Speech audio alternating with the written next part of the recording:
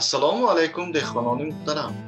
Имрӯз ба шумо оиди ширинчаи пахта маълумоти мухтасар медиҳам ва албатта оиди усули муборизаи химиявӣ бар зидди ширинчаи пахтаро пешниҳод менамоям. Барои пахта асосан се намуд ширинчаҳо зарар мерасонанд. Ширинчаи сиёҳи юнучқа дарозияш 1.2 мм буда, пас аз сабзиши ғӯза аввалин шуда ба ниҳоли пахта зарар мерасонад. Дар Осиёи миёна васеъ пахн шуда ба 52 намуд растанӣ зарар мерасонад. Ба пахта асосан дар моҳҳои май-июн зарари калон мерасонад. Бо роҳҳои партеногенез зинда таваллуд карда то 12-15 насл медиҳад. Дуюма ширинчаи полизи. Ин зараркунандаи ҳамахӯр буда ба 46 намуд растанӣ аз он ҷумла ба пахта низ зарар мерасонад. дарозияш дар атрофи 1.4-2.2 мм буда 4-5 рӯз пас аз пайдо шудани ширинчаи сиёҳи юнучқа пайдо мешавад. То 15-24 насл медиҳад. Агар чораҳои мухофиза дар вақташ гузаронда нашавад, ду ширинчае ки дар боло зикр шуд, дар давоми 15-20 рӯз вақте ки ғӯза дар ҳолати нихол мебошад, зарари ҷиддӣ мерасонад ва нашунамои онро то 10-15 рӯз ба қафо мекашад. ширинчаи калони пахта нисбат ба дигар ширинчаҳои пахта калонтар буда, пойча ва найчаҳои шираш дароз мебошад, то 15-20 насл медиҳад. ин ширинча дар давоми тамоми даври вегетатсия дар пахта фаъолият карда, асосан дар даври ниҳолӣ ва дар вақти ҳосил ба толаи пахта зарари ҷиддӣ мерасонад.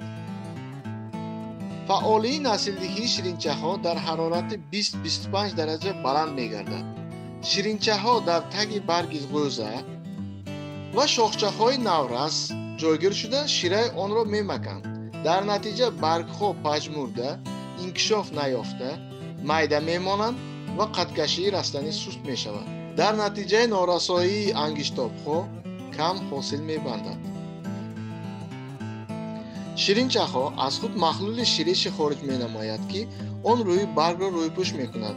дар тирамоҳ нахи пахтаро часпак ва ифлос намуда ба инкишофи занбурғҳои зарарнок дар он мусоидат мекунад. таъсири зарари ширинча ба ҳосили пахта аз 5 то 15 сентнер гектар мебошад.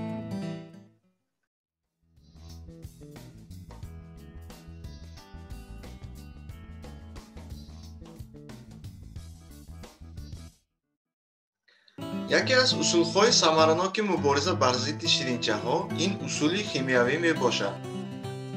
дар дастам яке аз препаратҳои самаранок ки дар шароити Тоҷикистон натиҷаҳои хуб нишон додааст, Vertimos Light мебошад. Vertimos Light аз ширкати Shijiazhuang Aviner Biotech буда, деҳқонон бо воситаи ин препарат дар соли 2020 бар зидди ширинчаи пахта бо муваффақият мубориза бурда ҳосили худро ҳимоя карда тавонистанд. препарати Vertimos Light ба классификатсияи инсектоакратсид дохил шуда, дар таркибаш абамектин 1.8% ва ацетамиприд 3.2% буда таъсири системавӣ дорад. зараркунандаҳое ки ҳам дар таги барг ва ҳам дар рӯи барг бударо нобуд мекунанд. зараркунандаҳо 1-5 рӯзи пас аз истифодаи препарати Vertimos Light нобуд шуданро сар мекунанд. муддати таъсирнокии ҳимоявӣ аз 10 то 20 рӯз мебошад, вобаста ба намуди зироат ва шароити истифода. ба ҳашаротҳои фоидаовар таъсираш минималӣ мебошад ва ба растаниҳо таъсири фитотоксикӣ надорад. меъёри истифодаи препарати Vertimos Light дар зидди ширинчаи пахта чунин мебошад. барои 1 гектар 1 ёки 1.2 литр Vertimos Lightро ба 300 литр об омехта карда истифода мебаранд. пеш аз истифода бурдан 1 литр Vertimosро дар зарфи алохида ба 5 ёки 10 литр об пурра ҳал карда ба 295 ёки 290 литр об омехта карда ба баки дорупошак андохтан мумкин. деҳқонони муҳтарам, ин буд мухтасар оиди ширинчаи пахта ва мубориза бар зидди он. агар шумо бар зидди ҳашаротҳо Vertimos Lightро дастрасӣ менамуданӣ бошед, пас ба мо муроҷиат намоед. шумо метавонед Vertimos Lite-ро аз агромағозаҳои Somon Agro ва ҳамкорони он дастрасӣ кунед. маҳсулоти мо дорои сертификат мебошад.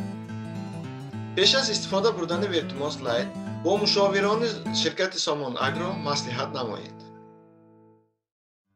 ва албатта аз маҳсулотҳои қалбакӣ эҳтиёт бошед.